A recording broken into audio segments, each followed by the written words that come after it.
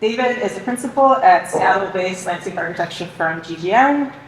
He's been there, I asked him earlier how long he'd been there, he said 73 years, so I'll just believe it. He's actually been there for 15, which is like almost as long. So he's a lifer at GGN. He's been there for a long time. And he's been able to sort of explore the role of landscape design in connecting people to each other through experiences of the land in many, many different projects all over the country and also some international. In some projects, the ones you'll be focusing on today, which include Hemisphere Civic Park in San Antonio, and I'm not going to try, Friends of the Falls in Minneapolis, David's approach emphasizes strengthening relationships among communities and the land already in place before adding anything new. This approach emphasizes the importance of history, memory, and narrative as central to the design approach and results in projects rooted in the place with impacts that extend far beyond their site boundaries. David emphasizes drawing and making throughout the design process, and he shares David's knowledge in many studio reviews, student engagements, lectures, essays. And David holds a dual master in architecture and landscape architecture from UVA, University of Virginia, but I think you're like squarely on team landscape, I think at this point, right? And just, personally, I was really lucky to work with David for the 6-7 years I was at GGN, and I just, it's interesting, we're in an academic space, and we hear from many, many different voices and different kinds of voices that are really important in our field, but we don't actually often hear from people who are designing and making places for people. And so, I'm really, really happy to bring that. I mean, in the end, that's probably why most of you are, in this program. And then, so while David is kind of practicing in what you could say is a more traditional sort of firm-based approach, I also included him in this Making Our Way lecture series because I think he is really pushing the questions and kind of the challenges that we all should be pushing as practitioners in this field. So he's not satisfied by any means in sort of like staying within the mold. And so I think you'll see some of that in his talk. And David is also just a good friend, really talented designer. He steals pizza leftovers from the office fridge and never admits to it. But anyway, so thank you so much, and David. So this is amazing.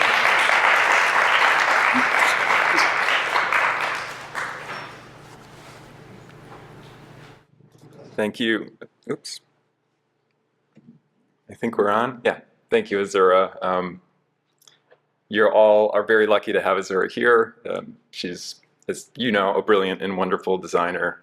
So that goes both ways. And I did not steal the pizza. This has been going on for a while. So I'm really appreciative to have this chance to share a little bit of our work at GGN with you all tonight. I'm going to talk a little bit about just general approach and then share a couple specific projects. And with that, I'll just dive right in. We're a practice of about 35 people, mostly based in Seattle, Washington. And the firm has been around for close to 25 years now. And I think a lot of people know GGN's work through some of these larger projects like the Smithsonian Museum in DC, where, these are huge projects, these are long projects, and they're amazing opportunities we've been really fortunate to have, a chance to work on. In landscape, when we approach this kind of work, a lot of what we're doing is really just trying to set up something bigger. And I think that's going to be one of the main themes that I try to touch on tonight. This is not about the landscape. Like, it's hard to hear that sometimes as folks that are putting a lot of work into designing landscapes. It's about a bigger narrative. It's about bigger connections and relationships of the place. And what we do is we try to go from that bigger story to very specific, very refined and hopefully beautiful moments within a project. And these are pretty minimal, right? The firm's legacy was coming out of a much more architecture into landscape kind of mindset, really looking at how kind of tight and minimal can you make things. And I think that is a really great legacy to build from, but also something that we know that we're trying to expand past and, look beyond. And in the end, ultimately trying to make sure that the places that we're working in are are welcoming and, comfortable for people in their everyday lives. And so, those are the moments we get excited about. Every time we're working on a project, we're always trying to see what's the bigger connection that's possible. Here, the Rainier Vista at the University of Washington, a part of the World's Fair design for the campus, and over the years, it became like a parking garage and a maintenance access tunnel. So, what we were doing, this is the work that we did, was not trying to again say like, oh, look at this amazing thing we just did. It was actually just trying to repair something that was good and kind of got messed up. While at the same time, this is looking, 90 degrees the other direction, incorporating buses and light rail and a whole bunch of other complex infrastructure. So, it's really kind of weaving between. When we're thinking about the projects, I have to get some Azura shots in here too. Every once in a while, I spy Azura. We're always trying to highlight what's before us. And again, I'll say this again and again. We're always working in something that's bigger than us, that comes before us. And it's really easy as designers to get focused on that amazing thing that you're going to do that proves that you're an amazing designer and everyone can see it and know it and love it. And you'll get famous for it. But, that only goes so far. So, this goes to working with people that are here before us, not just the land, and, creating places that hopefully support their lives, their aspirations. It's in service of, what they want to do, and it's working with them to achieve that. We take that same mindset into thinking about ecology and working in planting. It's not about that cool thing that we did, but embracing the fact that these are complex and messy systems. And I think this is, openly say, this is the kind of area that we're constantly learning and working to do better. And it's a really big shift from some of those early photos that were a lot of sculpted lawn and stone and water. And this is something we should all obviously be challenging ourselves to understand, and knowing that those plants have relationships and have knowledge and connections that go way beyond what many of us have been taught to understand.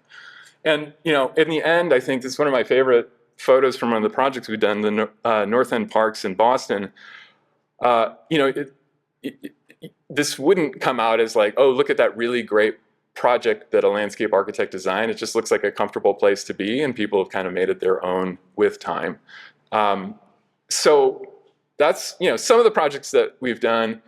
Oftentimes we focus on all these images, but really I want to focus on these images because this is the before from all of those projects.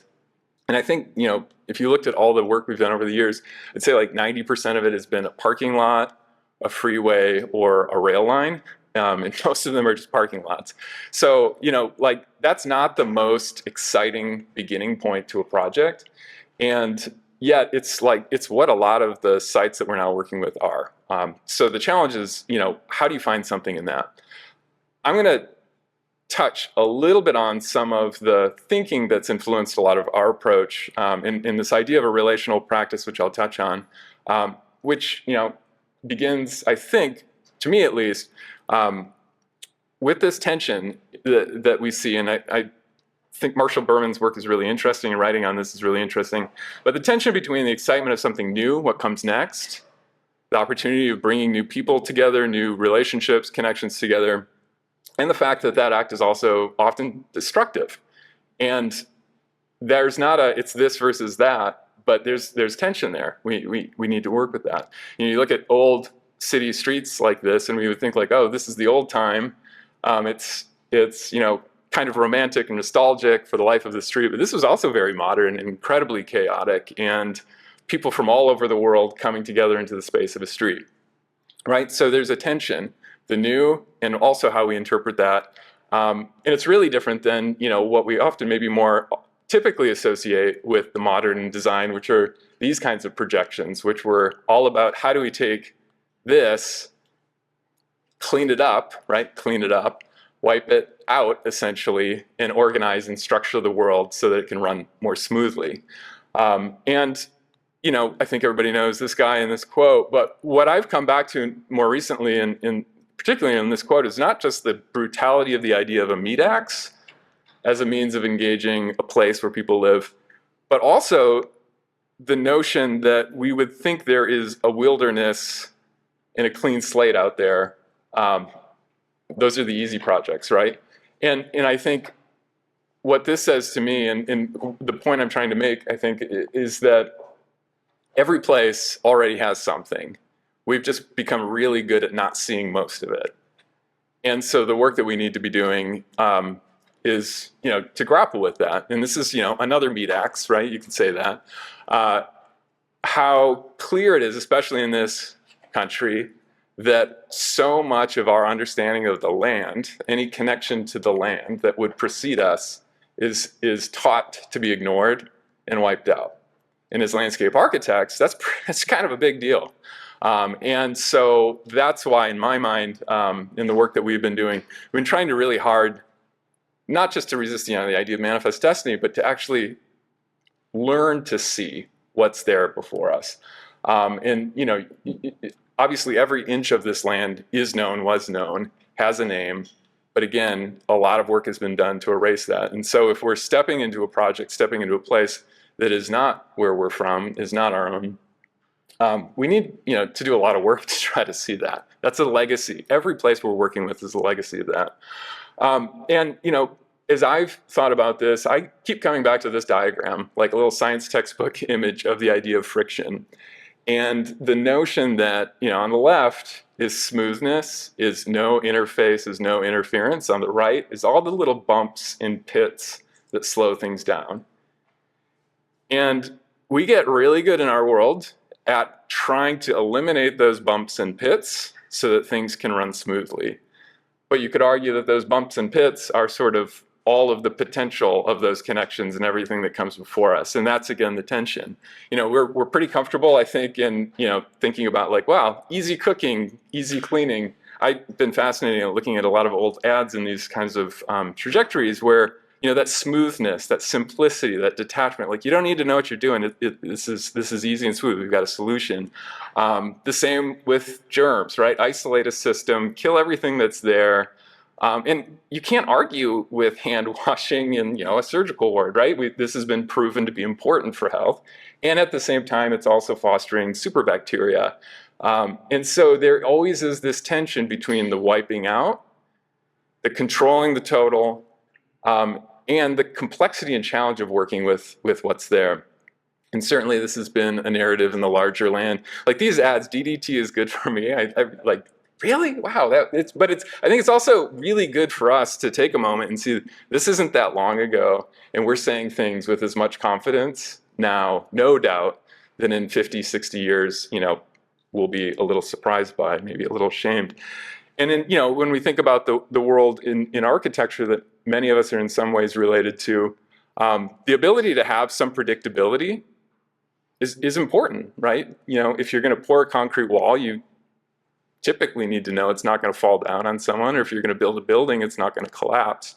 And yet that same need to know and confidence to quickly do it again and again and again is very much tied to this replication and sort of replacement. It's a logic of taking something from one place and being able to do it confidently in another place, which is really different than working with what's already there in a way that builds up knowledge. It's a tension. And we can, look at images like this and think like, okay, yeah, there were multiple reasons why maybe this was proposed. But we did this, and that kind of replication, replacement, this really is a lot of the land and the projects and the places that we're working.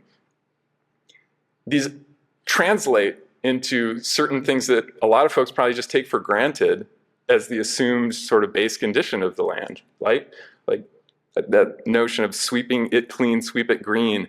How different is that mindset than one that knows the actual plants that have names and have relationships and knowledge? That's so fundamentally different. And this image to me, I think, sums it all up, right? The thing on the left is maybe what we are, but man, we want to be that jet smooth ride. It's like that is the goal, that just unencumbered, smooth living. And when that translates to cities, we know now, and we probably knew then, what happens. And so, before and after, right? that smooth ride, that mentality of control, isolation, separation, this is defined every single city. I mean, every single project we work on in a city in some way touches this story, because, wipe it out. I mean, I don't even have to explain the legacy of freeways and all the, incredibly impactful ways that they destroyed neighborhoods and communities and tore down, broke roots, really, right? That's Mindy Fullalove's great book on this topic. I'd highly recommend if folks haven't read this. But that notion that all those pits and bumps, those little bits that are there and have accumulated with time, those roots that have formed, that so much of this country over the last hundreds of years, right, has worked to just erase and wipe out. And most of us growing up probably weren't taught the names of the plants where we were, or the nature of the land that we're on. We're much more, like, I can say from my perspective, I grew up in the sweep it clean, sweep it green kind of mode. And so, this is what we're working with. And I want to really emphasize this. We have to keep in this mindset. And I think everybody, in a program like this is definitely probably steps ahead in this thinking. But when we come to a new project, we have to be acknowledging that, and also just thinking about how that disconnect, that lack of connection is almost always the starting point of where we're working. And yet there is always something more there than we see. So when I think about landscape, or when I talk about landscape, for me at least, the way I try to approach the work is to see this as both the physical condition and the conceptual understanding. And that may be the shared ground that we're walking on, but your experience and my experience of that are going to be different. And that means that when we're working in landscape, we can connect with both of those understandings. And so in this kind of crappy cartoon form, for me at least, when we think about making landscapes, I'm talking about both the physical construction and also the conceptual construction. And I think a lot of the times we're so focused on the physical construction side of this, we forget that how we know, how we relate, how we understand, that's actually a process of building up relationships and connections that has great value, and maybe even sometimes more important than just building another new thing. As a process, how we often go about this is thinking about, first off, well, what is this place? And not just asking like, what is this place today, but how did it get to be this way? And this is why you got to find your historian partners and the folks that spend a lot of time trying to understand what it's been. Because it's not just doing the like, well, I did my 5 analysis diagrams. I, put the dot where the bus stop is and I traced the road again. And I, that's not what I'm talking about. Like, how did it get to be this way? That tells a lot of stories. And we also ask, what do people need? And, what does this place mean? A lot of times in projects when you start, it's like, okay, let's get into programming. And everyone wants to like, okay, we're going to do the dog park or the volleyball, or we're going to, and that's getting input, right? But when we start talking about what does this place mean, that also assumes that there's potentially already a connection and already a relationship that people have with the land. And it may be very weak, it may be very brief, but if we can start to build from that, build with that, I think, we're in a better place. And so what we do then is try to work with that, right? We're trying to connect those understandings, that potential story of the land, to what comes next. But I think increasingly what we're challenging ourselves on is to think about building relationships through that. And so it's less again about let's try to get all this, knowledge to build a good thing, and to say if the point is actually helping people connect to the land and to each other through the land, we're not just focused on that physical outcome. This gets back into that kind of broader systems thinking, which means that we're working in this realm. And I think like a lot of folks understand the need for this. I think the challenge, especially in the more kind of typical practice firm model, is how to build this kind of thinking and this kind of opportunity into the projects, which are already fairly cooked when they come through an RFP or a request for proposal. So this is something that we've continued to challenge ourselves on. We'll talk a little bit now about a first step that we take, and I call this learning to see. A lot of times, this is sad, but like you get a new project, and the first thing people do is like, okay, I am going to Google this, and I'm going to figure it out, and then I'm also going to like look at a bunch of images of what's cool in landscape architect and online, and I'm going to like, okay, this image, this is, I got the mood board, and then like it's going to be like this, and then we do renderings that look like that, and it's like, okay, cool, we did our job. We're landscape architects. And also, these kind of images, which absolutely terrify me, because the risk is, people do this and it's like, oh, this is healthy, this is green, this is sustainable, but like, what is that? And and I think part of the risk too right now is as a lot of the tools that are available, if the thing on the left is literally like brown blob, blue line, and then it looks like the thing on the right, and everyone's like, oh no, that's a real landscape. That's essentially just a machine, right? There's no actual growth or time or connection of land. That's not land. And yet, I think we're getting kind of dangerously good at making things look as though they were, which maybe misses some of the point. And when we're starting on a project, we're getting into that first, trying to understand. I always come back to this, painting the eye man, and like everything is in focus, everything is hyper detailed, everything is just so all on. It's impossible, you could argue, to see much of anything. And maybe this is a more accurate, or more relatable version of that, like the Google Earth view, which you get to, or the GIS layers, where it's just like, okay, we've got all this data, but like you can't really see anything here. It's incredibly hard to understand. This is a drawing of the same view by one of my colleagues, Keith McPeters, and this was one version of abstraction. But literally just drawing, I want to see the high landform, I want to see the water, and I want to see the major freeways, in trying to understand Seattle and the relationships among these things. And when I say learning to see, what we're trying to do is make things, draw things, test things, so not to make a proposal about a design, but simply to say, like, what's going on there? And we make drawings, we do things, we make things to try to understand that better. And sometimes that means dialing down certain information, sometimes that means dialing up certain information. So in some ways this might seem conflicting to what I was just saying about needing to not erase those bumps, right? Not erase the noise. But we'd need to do this probably 10, 15 different ways to start to build up an understanding. Some work that we were doing down in Austin, Texas a few years ago, going out on site, everybody, I'm sure you have the studio, you do a little bit of research, you do the site visit, and then you try to like figure out what to do with that. Amazing site, beautiful site that was a former ranch, sat down, touched the river, was named after a council person, John Trevino Jr., who was the first Latinx council person in Austin. And, we did the things that you do, which is try to understand what's the basic mapping, what's the basic sort of high and low and extents, how does that relate to the artifacts of these fences and barns and all of that kind of stuff out there, and how does the story of John Trevino Jr. that this park was named after, what does that have to do with what were the kinds of things that he did? And then we used that, though, to build up a framework that helped us see goals for the project.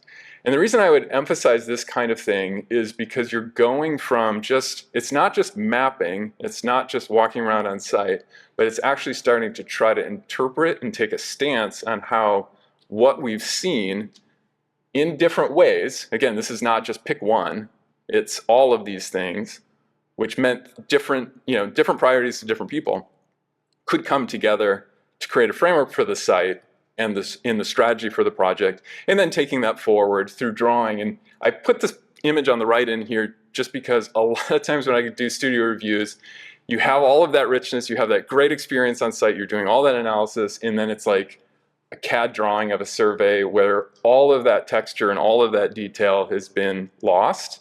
And you're like, no, I remember it. But we try really hard to keep as much of that information and richness present when you're making, so that you have to work with it, right? You have to interact with it because it's there, and how that then informs, other moments of thinking.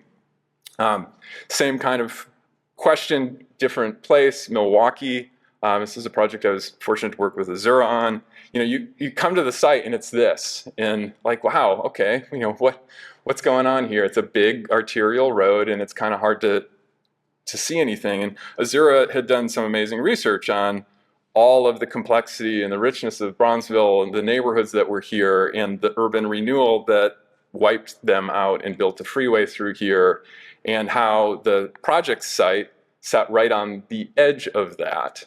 And the client was certainly aware of that history, but by bringing that up, bringing that to the team, it helped us see how we could shape that. And these were some concepts that Azura had advanced, really, again, trying to think about, well, what is this place? And these aren't design proposals. These are ways to relate to that physical and cultural condition that's there. And it helped guide the team with a story to move forward with.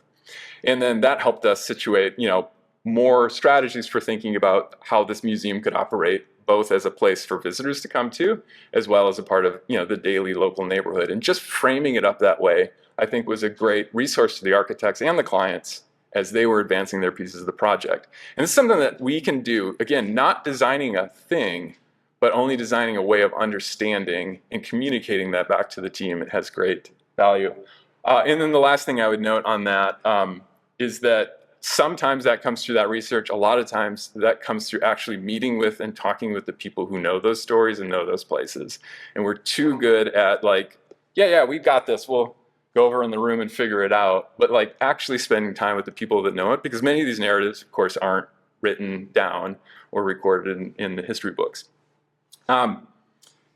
So setting ourselves up to know, like, we need to take the time to see. And if we don't do that first step, I guarantee you what you'll be doing is pulling from that cool project I saw someone post a picture of, or that really neat like little bench thing, or that like swoopy line, and then that's what fills in the void. So we need to fill up as much of that with what's already there, and ways of knowing that, ways to understand it and work with it. And then in our process, we keep making. And this is now making to learn, which is to say that we're making things to try to learn if this is a good way to respond to that idea or not a great way to respond to that idea. And I think it's really easy to fall into the trap when you're designing to say, like, I did all the landscape architecture drawings. I have a really nice rendering. I did a really good section. I've got like 50 little thumbnail axons that no one will ever use, but I did them. And then I've got a site plan. And I did all those things, so I must have done good landscape architecture because it really looks professional.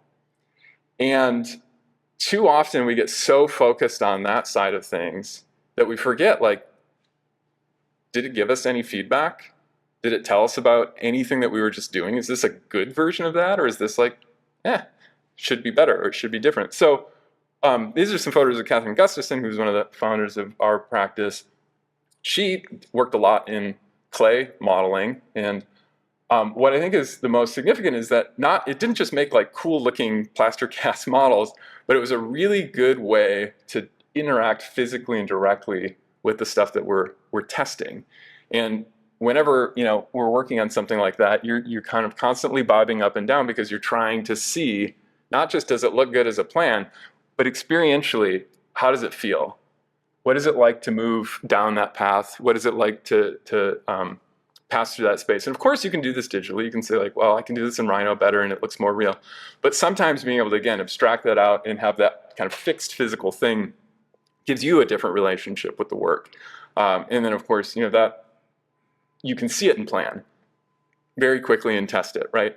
And I think it's also important to know, like for a project like the Lurie Garden, these were many, many drawings went into the design for that. And so as a practice, like we actually have been working, and this is something I really like doing, working not in clay and not in plaster models, but actually just these like really rough sort of half drawing, half model ideas, because they allow you to really quickly test things and change them. And I mean, everybody I'm sure has made that model where they're like, I finally made the model. I'm not sure if that's quite right, but it took me like 10 days to make. I'm not changing it. And that's kind of the worst possible thing in design because, like, okay, so it could be better, but you're not going to change it because it's too cumbersome. And so finding ways to make things quickly, that's a joy.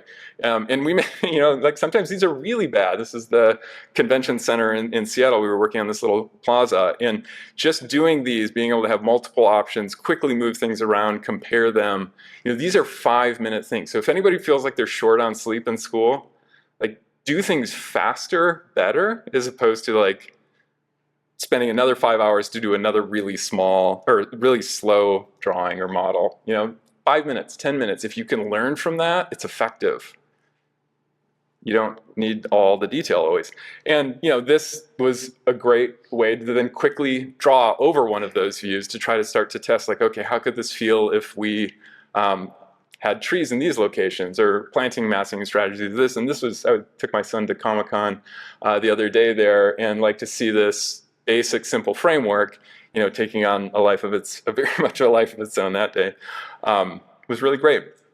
And this kind of modeling is intentionally fast, intentionally coarse, and it allows us in the practice to draw on things, to change things, to continue to adapt. This is Ricarius in the back, worked on this project deeply with me over a number of years, but it let us test it, change it, and iterate very, very quickly.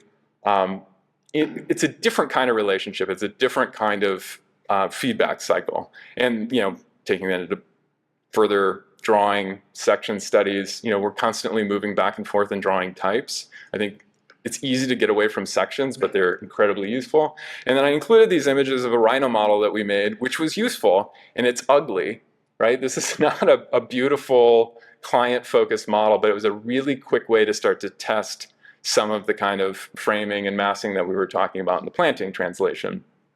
And we take the same kind of thinking into how we set up views. So this was a perspective that we were doing for a project, and rather than starting with like, okay, I've got this 3D model, I'm just going to walk around and I'm going to start taking photos with a really wide angle lens, and hopefully one of these is going to be good, or maybe I don't, wouldn't know. Starting with, well, what were we trying to say with the drawing? What were the kind of connections and relationships that this particular moment in the project was trying to communicate? And these were just like tiny, thumbnail sketches. And again, really bad rhino models, but they were just enough to take things that were on a survey and make them, proportionate, and then start to build up and draw over it and draw over it. And the reason this is a hand drawing, that's not the point. I think the point is more, while we're doing this work, we're able to change it and learn from it and adapt it, as opposed to, again, saying like, okay, I'm just making it more and more real. So we're always trying to learn from the thing we're making, so that we're hopefully coming out with a better design in the end. And very much the same goes all the way through detailing and technical development. And I've learned a lot in the last few years building furniture and drawing details of things that I would actually build, because they change from being a drawing of a thing to a drawing that tries to imagine how would these parts come together, or what would you do first, or what would you do second, or how would you actually construct the thing to make the next step of the thing. And I think all of us, again, if we get out of the sort of pure virtualization and into the real physical connection, it can go a long way in that process. The last bit I'll talk about now is a couple projects and the idea of working with. And hopefully I'm communicated that the core approach that we try to take is that there's something there before us. We need to take the time to see it and understand it. And then we need to do a process of design that lets us get real feedback and real connection through that process. And when we talk about working with, certainly it means working with communities, working with folks that are already in the places and we're collaborating with. It means that we're working with each other. We do a lot of work in the studio of crits. So like every week we're drawing and testing each other's work and saying like, how could this be better? And I know it's in school, it's like, oh my God, we got another crit, like it's terrifying, or like, I can't handle this. This is the most useful thing as someone who leads aspects of projects, to have colleagues come and say like, wow, what are you trying to do here? Could this be better? Like that's invaluable. And I would encourage everybody to, to get into that mode. Making things together of all different scales, getting out on site together, testing planting ideas or making models. If we're not doing this together, then it's a lot less fun, certainly. Okay, I'll now talk just a little bit about a couple projects. So Hemisphere Civic Park 1, we just completed in San Antonio. When it started, there was a giant convention center there. When the convention center was built, there was a neighborhood there that they also cleared out. So this is another one of these stories of urban renewal, a site that, like, well, what do you get from a blank site, right? And so it took a lot of work to try to see what was there before us. A master plan had been done. I think Olin was involved in it. And it designated, the area that we'd be working with for the park. They had just built another park to the south of us, an amazing, really successful piece that MIG did. And so when we came into this, what we were really focused on was trying to think about how did this place that had sort of stagnated from the time of a World's Fair, how could it reconnect with the city? And this was a drawing that Catherine had done. It was about reaching the park out and drawing the city in. Really simple. Like, this is not really advanced design thinking, but it gave us a lot to work from, and recognizing that a lot of the challenge of the place was actually not the park itself, but the urban renewal legacy and the arterial roads that surrounded the park.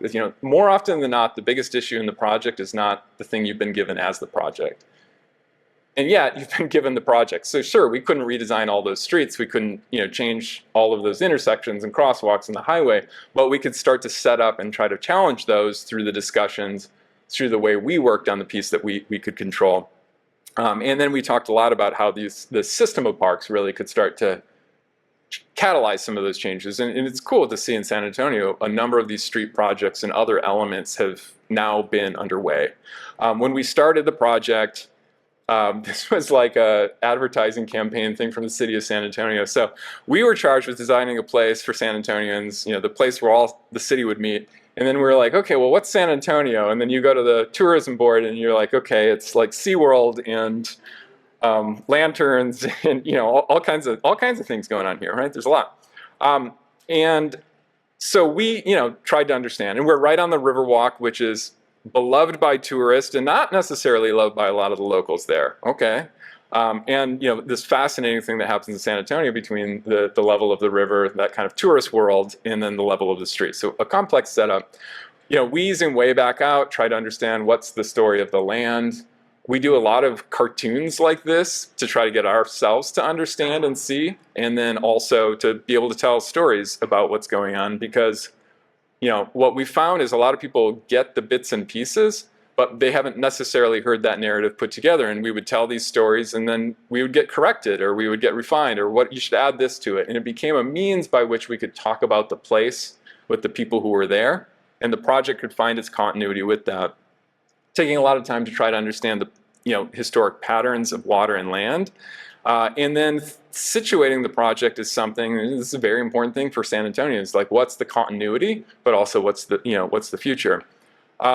We spent a ton of time trying to understand what else was going on around the project. So again, this is like sort of waiting for the cool thing in the middle. Well, we didn't start there. We tried to figure out how it could relate, and we got a really great program as a starting point from MIG, which had been involved in this, which basically kind of charted out these main project areas. We worked to situate those where they could make sense on the site, and, informed by the master plan. And this is one where I would say, when you get that document, a lot of times architects, designers think like, oh, no, we know better. Let's cast that aside and let's do this right. Like, working with and having that kind of respect for what someone else made means really taking the time to see what a community had worked on, that previous plan, and how we could work from that and with that. And we spent, then a lot of time just trying to translate that ideas of connectivity, the patterns of the land, the stories of the land, into a whole series. And this is, just a couple moments of the project, into a framework that then could move forward as the park. We were really focused on the connectivity, first and foremost, and how this would meet all of its edges, and then developing that into a site strategy that let that break down into multiple different places, which fit the fine-grained, irregular connectivity of San Antonio. and they've been using it for large festivals. It's really great to see things that you would, maybe expect around like Dia de los Muertos and the thousands of people that come out to celebrate here. What's really exciting is now that we finished the second phase, that arrow that goes up to the top left of the plan is open, and this connects now through as a major conduit in the city. So it's not, again, it's not just a park as a destination, but a kind of daily thoroughfare. The idea of a promenade, which was really exciting to see, but I'll also say these huge trees that were installed because the project was delayed like 4 years are a risk. And hopefully they keep doing well.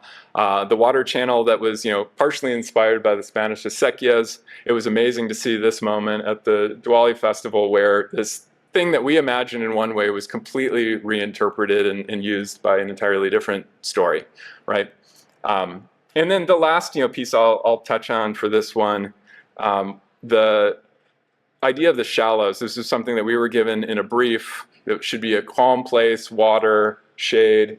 We suggested it be situated within the heart of the park, the larger park, again, not just the project we had, and located it there to draw people in. Early on, we thought of this sort of series of rectangles, and this is really abstract, and we drew it in this kind of way. And the thing I would say too, there's a risk sometimes in design where we get really anxious, like, oh, the final review's next week, I'm just gonna start making stuff up. And I'm gonna add in the trash cans and all the details. So again, I look like a good professional. But in this kind of case, this is what we knew. This is as much as we knew. An idea of stone, an idea of water, this kind of breaking up of the pattern along the way.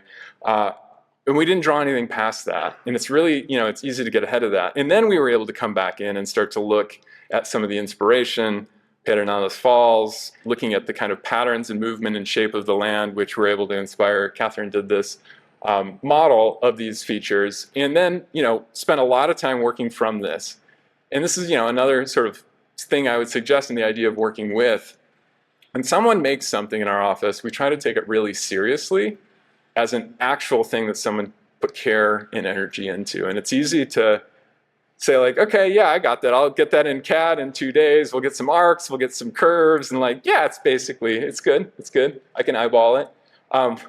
We spent like months working on this, and not just to protect it, but to test it and start to draw on this and think about how this could be crafted, scanning it in, modeling it, remodeling it, changing it, testing water levels, looking at 3D prints of things, even some full-scale sort of staking out mock-ups, and then working on how do you go about constructing the thing. It's easy to, in a project like this, to think like, oh, the person who made the model is the genius, and then hopefully no one screwed it up. This was a project that a lot of people in the office touched, with a lot of different skill sets, a lot of different ways of working, and really by working together, which is a cliche thing to say, I know, is the only way that it came about. And a lot of work went into thinking about how would you support it? How would you keep this from tipping even 5 degrees or 1 degree or shifting an inch in these really tricky soils? How would this actually get fabricated in a CNC facility? And then to see not just our work, but amazing stonemasons and folks that were out there building these complex forms, over a really hot year, like incredibly hard working, dedicated people to get it right. And then to get out there, and see how this starts to take shape as the water and the stone interact. But this is really when it was good, because you have that abstract, beautiful thing that's great.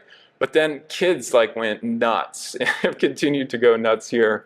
And the way families interact with these pieces, the way that, folks sit, this is one of my favorite, the khakis dad, taking his shoes off with the pizza, just to see these moments where if this had been designed as a play feature, or we had called it a this or we had called it a that, it probably would have really limited how people used it.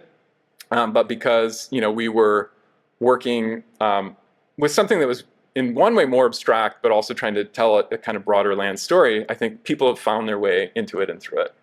And I'll take maybe 5 more minutes, or we doing okay? I'll take a couple more minutes and talk about Wamni Omni, Okadiapi. So Hemisphere, big park, fairly typical process. RFP, clear the site, going to build a park. Took 11 years, but we did it. A lot of that work was trying to figure out what are those stories are there that we don't see on this cleared, raised land, and how can we influence the design from that. This project, Owamni Omni Okodiapi, is one that we've been working on for a number of years. And in some ways it has some similarities. In some ways it's incredibly different in terms of the process. When we started on the project, this is a quote that I had heard there's a brilliant artist, thinker named Mona Smith in Minneapolis who I've had the good fortune to know through this work.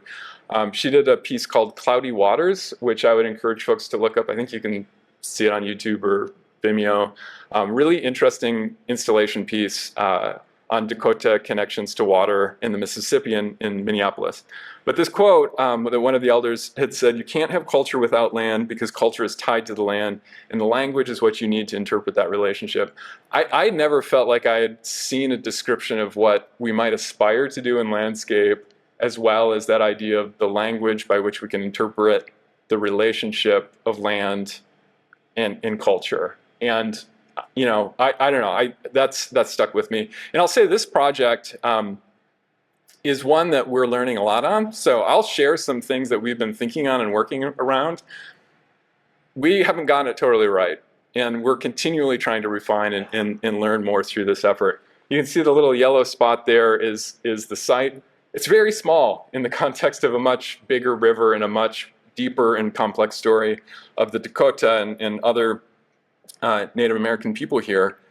It was once, and still is called Owamni Omni by the Dakota, but then it took on a new name, St. Anthony Falls. And so this is the same site, right? The one large waterfall in the Mississippi River, which is why people came together here for so long, and why it became, in some ways, this, St. Anthony Falls. And if you go there today, it's a lot of concrete, and it's a lot of confusion. As you move through the site, it's, you know, a big parking lot. This is the Corps of Engineers. You move through, you would never know that you're right next to the one large waterfall in the Mississippi River, nor would you even know that you're on a river. And as you move through the site, you know, the impact and disruption is significant. And then you finally, you know, get down to a moment where you see the river. And the reason the project is happening is because the Corps of Engineers is getting rid of this property. They'll still hold on to the lock for this time, but you know, they don't operate it anymore because they don't have ships go through it because of invasive carp. So this became a question of like, well, what do you do here? And so it didn't start as like, hey, everyone thinks there should be a park, or everyone thinks there should be an A, B, or C. It was really started by a group that said this should be a restoration effort, and that evolved with time. I'll touch on that. But they brought in a group called NACD. Again, if anyone is looking at these kind of projects and this kind of work, NACD is an amazing organization, Native American Community Development Institute. We were fortunate to work with them early on in the project and to say, how could this process, how could this project do the things that the group was aspiring to do, connect to Dakota narratives, actually have Dakota leadership. It was not a Dakota-run organization at that time. So it took steps, not just of designing a project, but actually designing an organization and a process to be able to be true to that. And NACD was a great partner. We did all the things that you do as landscape architects to try to understand, like, well, what is this place? How did it get to be this way? Oh, it was a waterfall. There was a high side and a low side. There are these islands that are out there. They were drastically changed through the industrialization of the river. Oh, the river didn't used to look like this, calm pools of water, because they built dams. And oh, all of these mills and tunnels and all this kind of crazy stuff that's flanked the river was really all about trying to control it and replicate it and make more of the river so you could get more power and you could, you know, make more money while clearing out all of the lumber and then clearing out or growing a ton of wheat. And that was, you know, one story of Minneapolis. And then there's rail lines that cross through, which were, of course, also part of that narrative. And then eventually in the 60s, they built a lock and dam to try to move barges just a couple miles further up the river and then realized it wasn't really going to pencil out. And so it sits. And so we were really excited, like, hey, we learned a lot. And then my first conversation with this one, Juanita Espinosa, and a whole group that NACD had formed called the Native Partnership Council, talking about some of this, really trying to get in the right mindset. So, you you have to remember the river is a spirit. And you stop and you say, yeah, I wasn't thinking that way, because we are often not trained to think that way. And sometimes, personally, it doesn't make me uncomfortable. Some folks can get uncomfortable in that space. But what happened through these conversations and the dialogue we had with this group was a really important shift in even how do we frame the project that we're talking about. And it went from, here's this little parcel of land that hopefully we can do something really great in, to it's about the water. How does the water have a voice? How can the water guide this process and project? And so we took steps early on with really focusing more on education, panel discussions with different Dakota and Indigenous leaders, rather than saying, let's have everyone put your Post-it note of what you want on the board sort of thing, so we could learn. We talked a lot about how this project couldn't just be treated as one single line. We had to acknowledge that there were a lot of different threads of this effort. They had been disrupted, pulled apart, and this was an effort to bring them back together. And we needed to really, let the Dakota understanding guide how that would transform over time. As this was happening, the organization ceased to become Friends of the Falls. It actually was Friends of the Lock and Dam at first, then became Friends of the Falls, then became Oamni Omni Okadiapi, which is a Dakota-led organization. So again, really big change in being okay with the fact that it didn't all get figured out immediately, and that there was a collective learning process. And so we've been fortunate to continue working on the project. This was something we had done for the RFP. The org chart matters a great deal in these kind of efforts. Who's at the center? Who's at the top? How is this structured? We've been fortunate to work with a group, as they've described themselves, the Dakota Knowledge Keepers, a series of leaders in the Dakota community there, and really seeing ourselves as more of a support layer and participant with them, as opposed to doing something for them, or we're at the center and we've got this great little Indigenous consultant off to the side. We've also been working with Full Circle Planning, who's been looking at the much larger river effort, and a series of Indigenous-led projects throughout. And I think this is important to highlight too in this kind of work, because it's easy to get so myopic and think like, well, ours is the project that's really going to solve all these issues. And of course, it's a much bigger set of issues. It's a much bigger river, and we don't need to try to do everything here. So actually saying it's okay to give some of that up and see it, we're on a bigger team and working together. And working with an amazing, powerful group, particularly Shelley Buck, who's runs the organization now on the left there, Gwen Westerman, who's the poet laureate of Minnesota, phenomenal writer, a Dakota speaker. We've learned a ton, and I don't have a lot more to say on this. I mean, I do have a lot more to say on this, but I won't today. We started the project thinking, okay, we've got this complex site. What do we do here? And it was interesting that one of the first things that we were asked or challenged on was like, well, why don't we just imagine the lock going away? Why don't we imagine that stuff just completely getting out of there?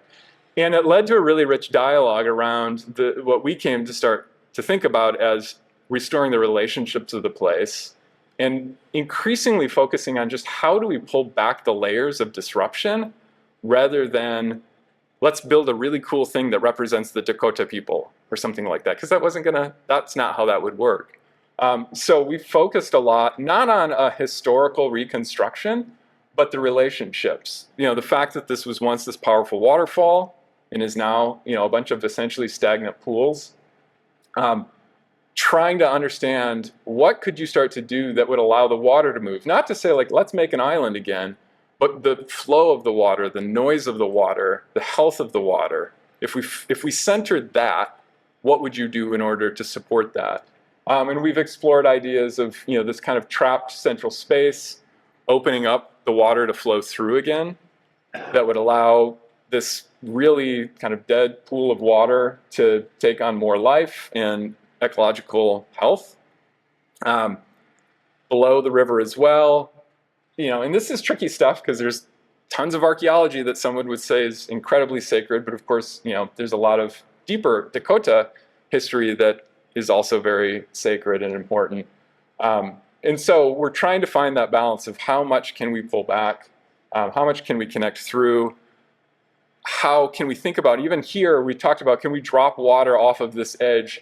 The focus was less on it'd be cool to have a waterfall, but more to hear the sound of water again here would be incredibly important to us. That's what we had been told. And so we also started looking back into the history of all the tunnels and said, well, maybe we can just pull water through there. So again, like we thought, yes, we're really excited about this dropping water idea, hearing the water, but it'd be still better to have healthy water moving through than a stagnant pool. And one last point, really last point on this. When we started the project, that giant lock wall, we thought, like, God, it'd be great to just cover it up. Let's just berm against it and plant against it. Then you won't see it, you won't know it's there. And then we started doing, more looking back through history and realized how much of our understanding of the place had been shaped by the experience that we knew today, which was dominated by the lock. And if we let the lock win, essentially, and designed to it and from it, we would be affirming it. And no one wanted to affirm the lock, and no one wanted to make it, likely that it would have to stay because we had just built this project up against the lock. So this is the same view, and you can start to get a feel of like, wow, this is really different relationship when you have that sense of opening, that sense of overlook, that kind of bluff quality. Found these great images with the Corps of Engineers of the geology of the place, how the water once flowed through there. You can actually still see pockets of this limestone on the other side of the river, and even going into these construction drawings from the lock because they helped us see the actual traces of the kind of quarrying effort that allowed them to dig down through this limestone and sandstone to build the lock. And this was one of those moments where we were fairly well into our schematic design. We had a direction, everyone seemed like it was a good way to go, but we kept coming back to these other photographs or mappings or whatever it was, which is very different than like we did analysis, then we did design, and then we built it. We kept coming back to that sort of quote unquote analysis because it was letting us see things in new ways and hear things, and ended up taking a strategy that said, well, let's not berm against this, and let's take steps towards letting that lock come out and actually helping that lock come out, hopefully through a series of things we're doing, which could let that land and its relationship to the river be closer to what it might have been at one point. And again, that's not because we're trying to preserve a historical reproduction of something, but it's the relationship of what one could experience, feel, know. And then that went on to guide, many other aspects of this. While that's been happening, though, Owamni Okadiapi continues to do tours. They continue to do a lot of education, language programs that are connected with this. Because, going back to that first thing about making landscapes that I was trying to touch on, this changing the understanding and changing our relationship to the land and people's connection that's so deep and so true here, but has been so disrupted and so overlooked. This work is also making a landscape. And I felt like, this was also really great in our insane times of naming and renaming places, that Owamni Omni is now the official plat name of this land as it's changing from the Corps of Engineers. So yes, names of places matter a great deal. And then I'll end here with another quote from Marshall Berman. So thank you for bearing with the long and rambling talk, but yeah, we'll stop there.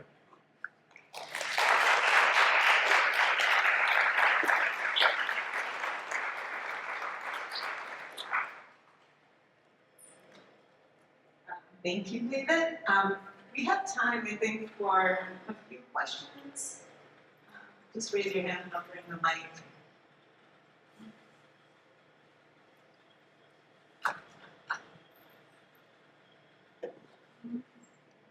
Everything is super clear. Okay. Thank you so much for being here today. It's truly a pleasure.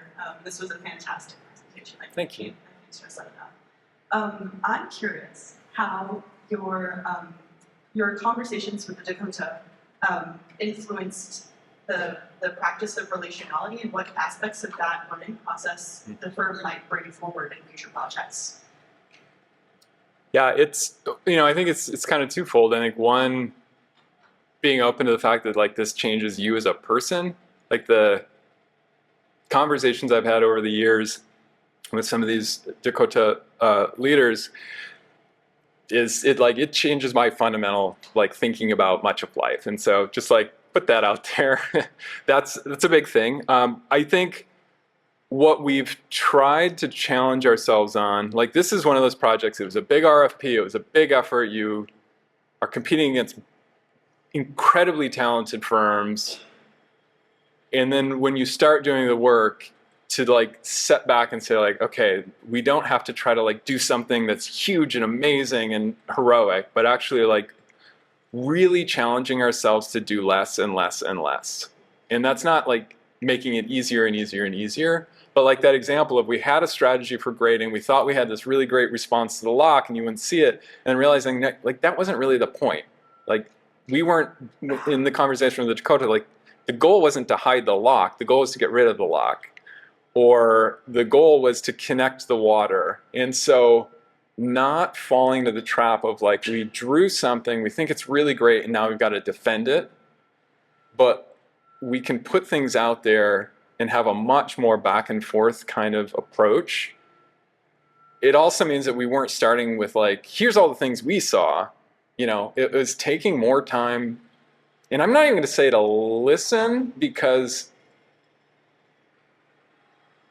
it's been a really interesting process. You know, most of the time when we think we're like, hey, we've come with a really thoughtful approach and we're really going to ask this question and we think you're going to be able to, then like, no, that like we need to be talking about this over here. Like it actually isn't that. And then oddly it ends up, you know, coming back over here.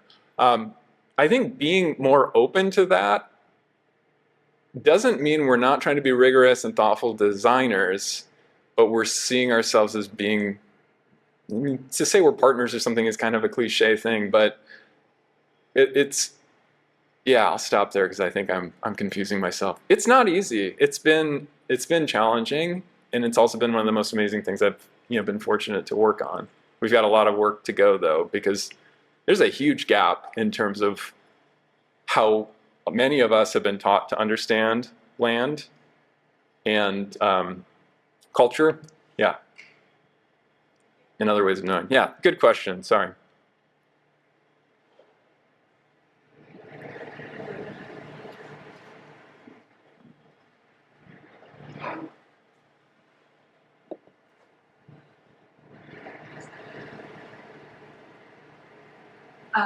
Hi, thanks for your talk. And I guess my question is, I feel like you, along with a lot of other landscape architects, are working in a time where the U.S. is kind of in the process of deindustrialization. And it seems like you're really interested in ideas of like mending that kind of destruction that happened in the mid-20th century, and the idea of like renewal. I guess I'm curious, like, if you feel like there's some part of like that modernity that occurred at the time that you were interested in or learning from, or if there's any ideas from that time that you're still that are useful and not just.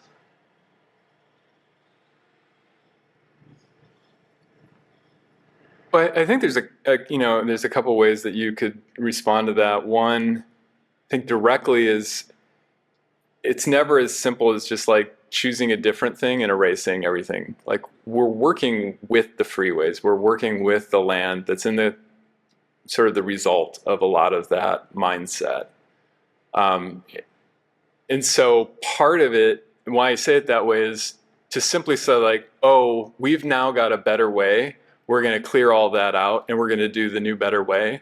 That is 100% the continuation of that mindset. So like part of it is trying to like gauge ourselves on that sort of heroic confidence. I do think though, if you go back to that, in why I started and ended with Marshall Berman, I think his humanist approach to that is to acknowledge that in that modernity there is also a lot of relationship, connection, newness, that people coming from all over the world, people from other kinds of understanding coming together and colliding. like, I think that still has value. I think if anybody lives in a city, they probably think that that still has value. So I don't think it's, as easy as again, simply saying like, that was wrong, now we're right. But I do think like, his writing for me has been super valuable, at least to think about that sort of humility in the face of that, but also wanting to still be optimistic and wanting to still be engaged in that coming together. Because you could also say like, well, let's, I'll go hide and separate ourselves, which clearly some people would advocate and are advocating in the country today. But I think there's a better way.